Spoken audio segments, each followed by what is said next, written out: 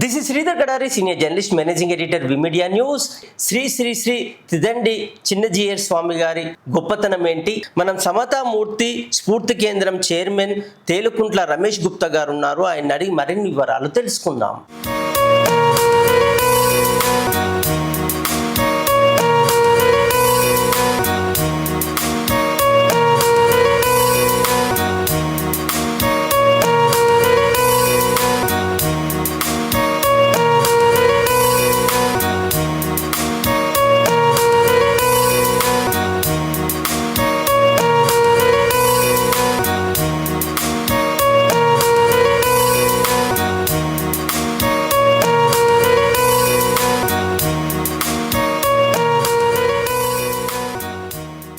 చిన్నజీయర్ స్వామివారు వారు చాలా సులభులు.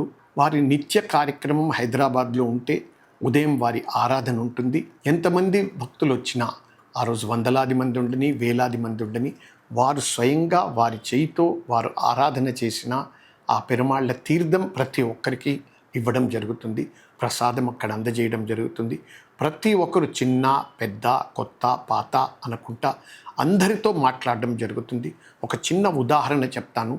సుమారు ఒక 5 సంవత్సరాల క్రితము ఒక జర్నలిస్టు ఆంధ్రప్రదేశ్లో ఉన్న దేవాలయాల మీద ఒక డాక్యుమెంటరీ తీశారు. తీసిన తర్వాత అది చిన్నజీయర్ స్వామి వారి ద్వారా ఆవిష్కరించాలని వారికి చూపెట్టాలి అని అనుకున్నారు. మీరు అన్నట్టుగానే వారు అనుకున్నారు, అయ్యో చిన్నజీయర్ స్వామి వారిని కలవడం కష్టం అవుతుంది, వారు ఇంత సమయం ఇవ్వరు అని అనుకున్నారు. అలా ఎవరో చెప్తే నా దగ్గరికి వచ్చారు. వచ్చిన తర్వాత నేను సరే వెళ్ళండి మీరు అని చెప్పేసి అక్కడ ఇన్ఛార్జ్ ఉన్న వ్యక్తికి నేను చెప్పాను, పలానా వ్యక్తి వస్తున్నారు, ఈ డాక్యుమెంటరీ తీశారు, స్వామివారికి పరిచయం చేయండి అన్నాను. అతను సరే అన్నాడు. ఇతను వెళ్ళాడు. అక్కడ దేవాలయంలో రామాలయం ఉంది, అక్కడ కూర్చోబెట్టారు. తర్వాత మేనేజర్ ఏదో పనిలో మర్చిపోయారు. కొంతసేపటికి స్వామివారు దేవాలయంకి వచ్చారు. వారి ఆరాధన అంతా అయిన తర్వాత అందరితో మాట్లాడి వెళుతూ ఉంటే వందలాది భక్తులు స్వామివారిని గుమిగూడారు.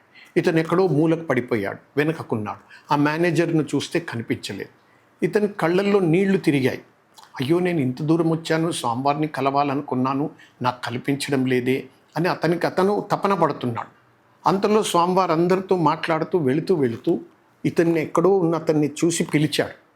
పిలిచి దగ్గరికి పిలిచి ఒక 10 నిమిషాలు మాట్లాడి అతనితో నీ పేరేంటి, నువ్వు మొదటిసారి వచ్చావా, అన్ని వివరాలు కనుక్కొని అతనిచ్చిన ఆ పెన్ డ్రైవ్ తీసుకొని అతనికి అన్నీ చెప్పి చక్కగా చేశారు, మంచిగా చేశారు అని చెప్పి వారితో మాట్లాడి పంపించడం జరిగింది. అతను దేవాలయంలో నుంచి బయటకు వచ్చిన తర్వాత నాకు ఫోన్ చేసి ఏడుస్తూ చెప్పాడు, అయ్యా స్వామివారిని కలవడం అవుతుందా అని అనుకోలేదు, కానీ వారు స్వయంగా నన్ను పిలిచి 15 నిమిషాలు మాట్లాడాడు అని చెప్పాడు. నేను అప్పుడు చెప్పాను, అందరూ అనుకుంటారు స్వామివారు ఏదో విఐపీస్కే ఇస్తాడు, వీళ్ళకి ఇవ్వడు వాళ్ళకి ఇవ్వడు.